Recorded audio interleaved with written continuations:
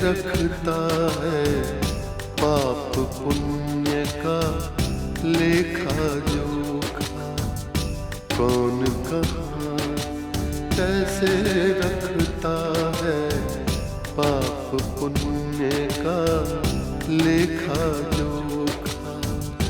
ओढ़ के चादर तू गुरूर की, ओढ़ के चादर तू गुरूर की, देता अपने आप को धोखा।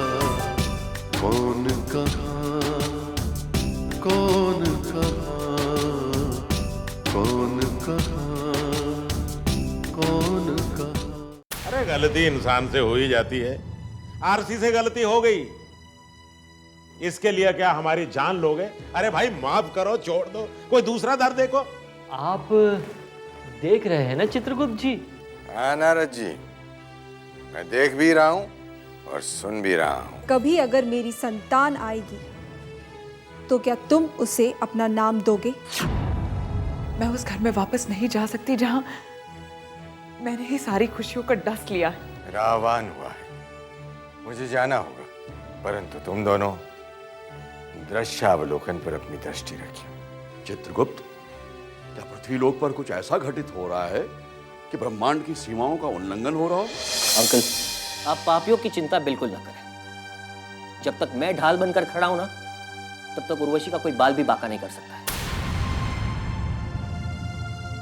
मैं जानता हूं अंकल कि मेरे पापा पापों की खान है, लेकिन पुत्र मुंह में धसे एक कमजोर इंसान भी है। लेकिन उसे हमारे साथ रहने में परेशानी क्या है? हम सब उसे दिल से माफ कर चुके हैं। आंटी, आप समझने की कोशिश कीजिए। उर्वशी की आत्मा जाग गई है, उसकी आत्मा उसे धिक्कार रही है। उर्वशी ने जो भी पाप किए हैं, उसकी आत्मा बार बार वो पाप उसकी आंखों के सामने ला रही है। उर्वशी ग्लानि से तड़प रही है आंटी, वो रो रही है। और मेरी मानिए तो उसे रोने दीजिए, करने दीजिए उसे पश्चाताप आंटी। जितना ज्यादा पश्चाताप करेगी ना, वो आगे की जिंदगी उसे उतनी ही साफ नजर आएगी। अगर ऐसा है तो हम चलते उसके पास। ऐसे समय में किसी अपनों का होना जरूरी है ना? बिल्कुल जरूरी है आंटी, लेकिन फिलहाल सिर्फ आप, अंकल नहीं। क्योंकि अंकल को मिलने के लिए उर्वशी को वक्त चाहिए। जब जख्म बहुत गहरे हो ना, तो बहुत संभल संभल के उसका इलाज करना पड़ता है। और उर्वशी के जख्म अभी बहुत गहरे हैं। तो ठीक है, मैं कल ही उर्वशी के पास चली जाती हूँ। हाँ, ये ठीक है, तुम उसके पास चली जाओ। और चित्रांश, तुम जो हमारे लिए कर रहे हो, तुम्हारे इस ऋण से मैं इस जीवन में मुक्त हो पाऊंगा या नहीं, मुझे नहीं मालूम। ऐसा मैंने किया ही क्या है कि आप मेरे ऋणी हो रहे हैं? अंकल, मैं तो सिर्फ अपना युद्ध लड़ रहा हूं, पृथ्वी पर आपकी छत्र छाया में और ब्रह्मांड में चित्रगुप्त जी के अदृश्य आदेशों से। अंकल प्लीज, अपने आप को मेरा ऋणी कहकर प्लीज मुझे शर्मिंदा मत कीजिए, प्लीज।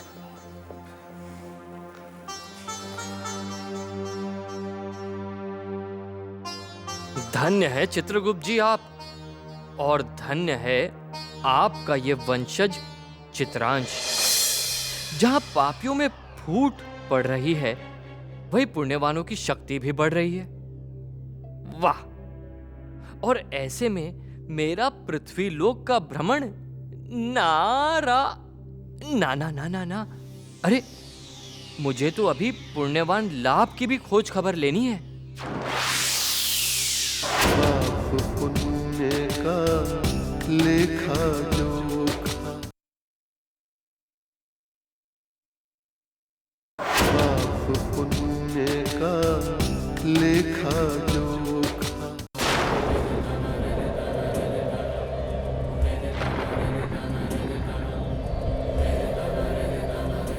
जिस दृश्यावलोकन में दिखाई नहीं दे रहे नंदिनी। अभी नारद जी ब्रह्मलोक की शक्तियों का उपयोग कर रहे हैं और अदृश्य रहकर पापी व पुण्यवानों का आकलन कर रहे हैं। साधारण मानव के रूप में उन्हें क्या नाम रखना है? अपना नया चरित्र कहाँ से प्रारंभ करना है? इसके लिए उन्हें अत्यधिक परिश्रम करना होगा स्वामी। अवश्य, क्योंकि साधारण मानव की काया में अवतरित होते ही ब्रह्मांड की दिव्य शक्तियों से उनका संबंध विच्छेद हो जाएगा। देखना यह है कि वो किस काया में अवतरित होते हैं। स्वामी, दृश्यावलोकन आगे बढ़ाइए। संभवतः नारद जी हमें दिखाई दे।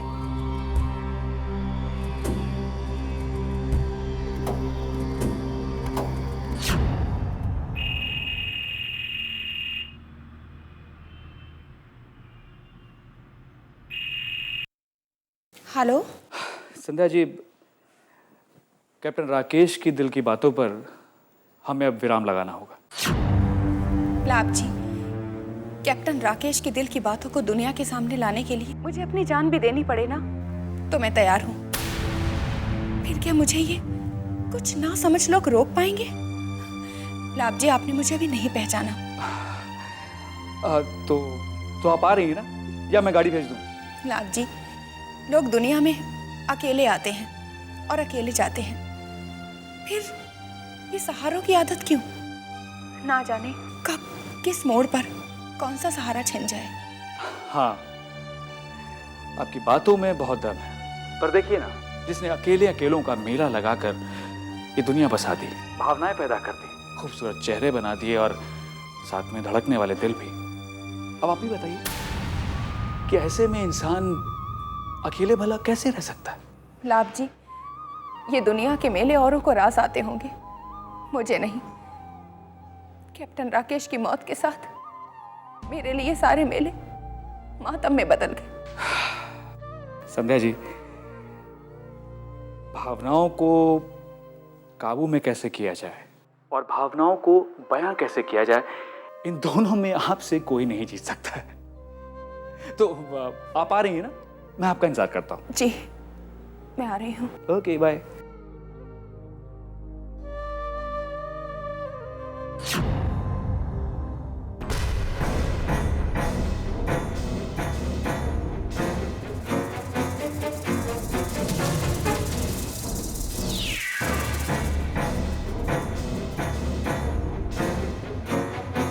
मैं उन्हें सिर्फ 3 सालों से जानती थी, जब से वो मेरे पति बने, लेकिन हमेशा मुझे ऐसा लगता रहा जैसे मैं उन्हें सिर्फ 3 सालों से नहीं, बल्कि जन्मों से जानती हूँ, क्योंकि वो कोई मामूली इंसान नहीं थे।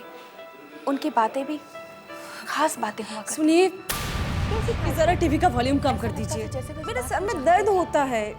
ये घर है या होटल बाजार? सर में दर्द है तो गोली खा लो, मेरे कबर्ड में रखी हुई है। देखो, दीदी का इंटरव्यू आ रहा है तुम्हारे भैया के चैनल में। देशभक्त एक सच्चे फौजी देश के नाजुक हालातों को देखकर भावना, बेटा तुम इधर आओ, तुम भी बैठ कर देख लो। देश में हो रहे आतंक संध्या को, और सरहदों पर अरे तुम्हारे भाई का चैनल है, इसके बारे में उसका अपना ही तो चैनल हुआ। जब भी कोई निर्दोष सारी दुनिया देख रही है इस प्रोग्राम को। किसी आतंकवादी हमले का कितना अच्छा लगता है ना, घर में सब बैठकर देखें अपने व्यक्ति को अपने ही चैनल पर।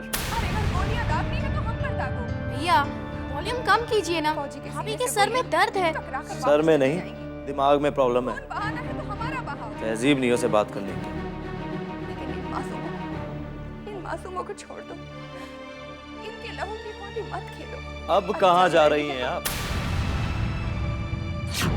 तुम्हारे तो सर में दर्द था। खुली हवा में घूमने, दम घुट रहा है यहाँ मेरा। भावना, तुम्हें जाना है तो संदेश को साथ में लेकर जाओ। घर की बहू बेटियां अकेले ऐसे घूमें अच्छी बात नहीं है।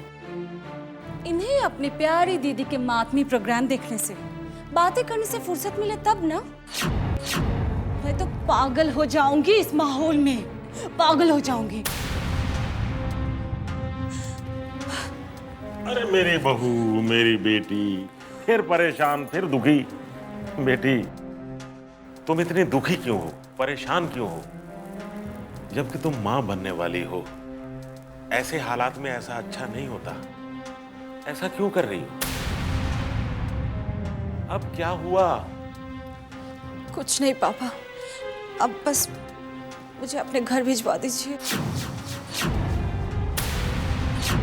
दम घुटता है यहाँ मेरा। संदेश, तुमने फिर झगड़ा किया क्या? समझाया था ना तुझे। इसमें संदेश का क्या कसूर है? वो बेचारा तो सिर्फ संध्या का प्रोग्राम देख रहा था। पहले पूरी बात तो सुना करो ना। ये चाहती थी कि हम प्रोग्राम ना देखें संध्या का, बस यही बात है। अब बहू नहीं चाहती तो मत देखो।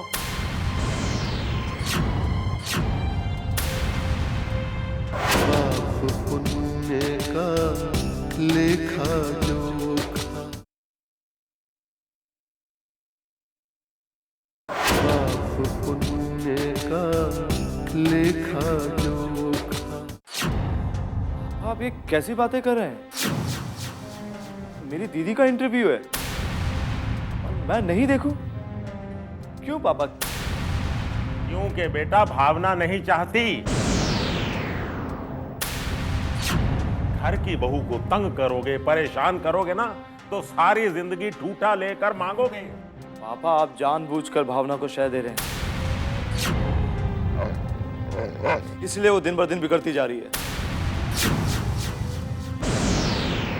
अब तो उसे ये समझ लेना चाहिए कि ये घर उसका भी है। इस घर की बहू है वो। मां से और दीदी से बात करने की तहजीब होनी चाहिए उसे।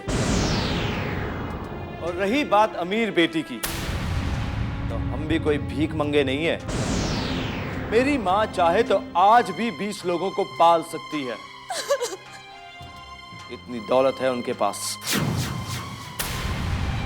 और हाँ श्रीमती भावना जौहरी, आप अपनी ये नौटंकी करना बंद करिए, वरना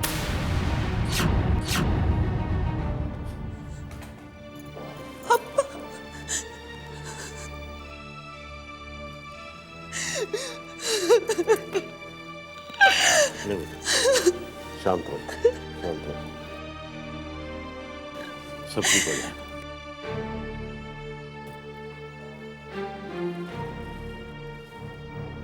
पता नहीं मेरे घर में सुख कब आएगा।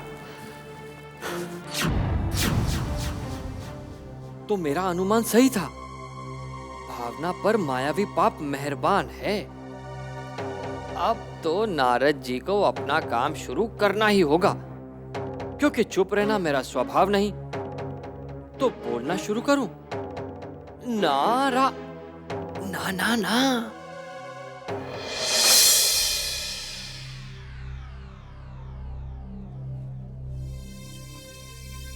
आरसी साहब, समधी महाराज, ये क्या हाल बना रखा है? समदन जी से झगड़ा हुआ क्या? ओहो, झगड़े तो होंगे ना समधी जी, और झगड़े भी ऐसे कि हम अपने सर के बाल नोचेंगे। जग्गू को डरा क्यों रहे हो? जग्गू तो पहले ही डरपोक है। साफ साफ बताओ क्या हुआ? मैं फंस गया हूं। रूप रानी मेरे बच्चे की मां बनने वाली है।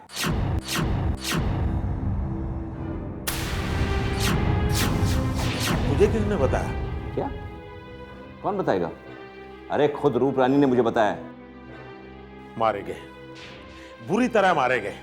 आरसी, मर गए, मर गए। शादी के सबूतों को तो झुटला सकता है जग्गू, मगर तेरी औलाद को कैसे झुटलाएगा? अरे आजकल तो डीएनए टेस्ट हो जाता है, पता चल जाता है औलाद किसकी है।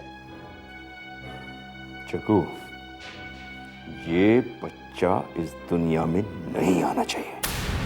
रूप रानी क्या चाहती है? उसे बोल के तुझे बच्चा नहीं चाहिए। अरे वो मानेगी क्या? उसके हाथ में तुरप का पत्ता आ गया है। क्या करूं मैं? कुछ दिनों के बाद मैं नाना बनने वाला हूं। मेरी बेटी भावना उम्मीद से है, और कहीं ये अनहोनी इस दुनिया में आ गई तो? आ गई तो आप रूप रानी के बच्चे को खिलाना गोदी में, नाते पोती की जगह। बहुत मजा आएगा। उधर भावना की औलाद और इधर रूप रानी की औलाद, दोनों साथ साथ खेलेंगी। पता है एक दूसरे को कैसे कह के बुलाएंगी? मामा जी। और मामा क्या होगा? इतना सा मामा, इतना सा मामा, नन्ना सा मामा। और भांजा ए भांजा जी इधर आओ, इतना सा भांजा, नन्ना सा भांजा। आरसी, ये चित्रांश और लाभ कलयुग का पाप, कलयुग का पाप, कलयुग का पाप है। तुम्हें कलयुग का बाप बनाकर अपने चैनल पे इतना दिखाएंगे, इतना दिखाएंगे। मर गए यार, मर गए। आरसी तुम्हें बोला था यार, कितना समझाया था, ऐसा क्यों किया? मारे गए यार, मारे गया। जगू देख देख, तू मुझे और डरा रहा है। कोई तरकीब सोच, कोई रास्ता निकाल। मेरा दिमाग तो सुन्न हो गया है। किससे पूछूं, किससे राय लूं?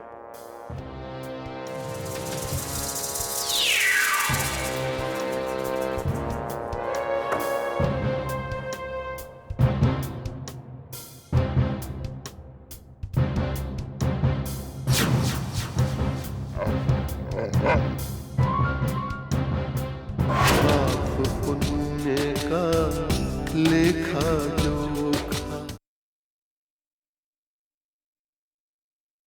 पाप पुण्य का लेखा जोखा।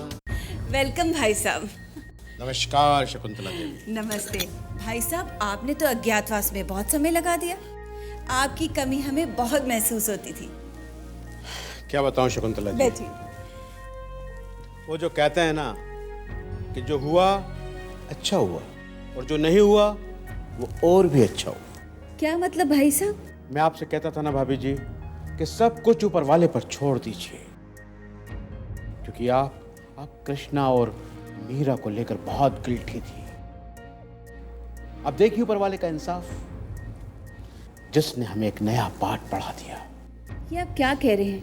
मेरी कुछ समझ में नहीं आ रहा, जरा खुलकर बताइए ना भाई साहब। तो सुनिए, मैं, आप और कृष्णा, हम तीनों मीरा के हाथों चले गए भाभी जी, क्योंकि ना मीरा की मां की मृत्यु हुई थी और ना वो शांति की तलाश में इधर उधर भटक रही थी। वो तो एक ऐसा नाटक रच रही थी जिसे उसकी मां बीना लिख रही थी। वो बीना जिसे मैंने बरसों पहले अपनी फिल्म से इसलिए निकाल दिया था क्योंकि वो मुझे सीढ़ी बनाकर शोहरत का आसमान छूना चाहती थी। और भाभी जी, वो मेरा इस्तेमाल करना चाहती थी। आपकी इंडस्ट्री में ये कौन सी नई बात है भाई साहब? उर्वशी ने भी तो वही किया। भाभी जी, यहाँ तक सहने का तो कह के मादा रखता है, लेकिन बीना ने तो मेरी पर्सनल लाइफ ही डिस्टर्ब कर दी थी। मेरे और मेरी पत्नी रति के बीच जो गलतफहमियां पैदा हुई, उनके बीच में कहीं ना कहीं बीना ने जड़ें खो दी। आपको कैसे पता चला ये भाई साहब? मैं मीरा की वजह से ही तो गया था सब्जेक्ट की तलाश में अज्ञातवास पर, और वहाँ एक काल्पनिक सब्जेक्ट की जगह, फिक्शन की जगह मुझे रियल सब्जेक्ट मिल गया। मीरा और उसकी माँ बीना दोनों मेरे खिलाफ षड्यंत्र रच रही थी और मैंने उन्हें रंगे हाथों पकड़ लिया और खेल खत्म।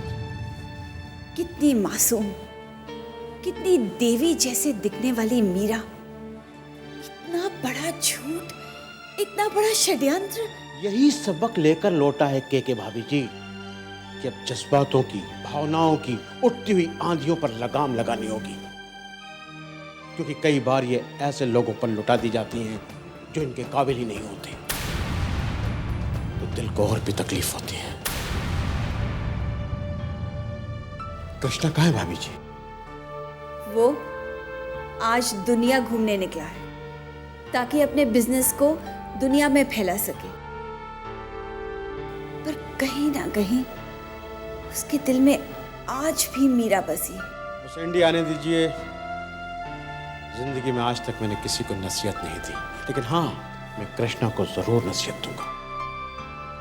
जब भी वो आए मुझे फोन करिएगा। चलता हूँ भाभी जी, नमस्कार। नमस्ते। कितना मुश्किल हो गया इंसान को पहचानना। मीरा जैसी लड़की भी फ्रॉड हो सकती, तो अब इंसान किस पर विश्वास रखे?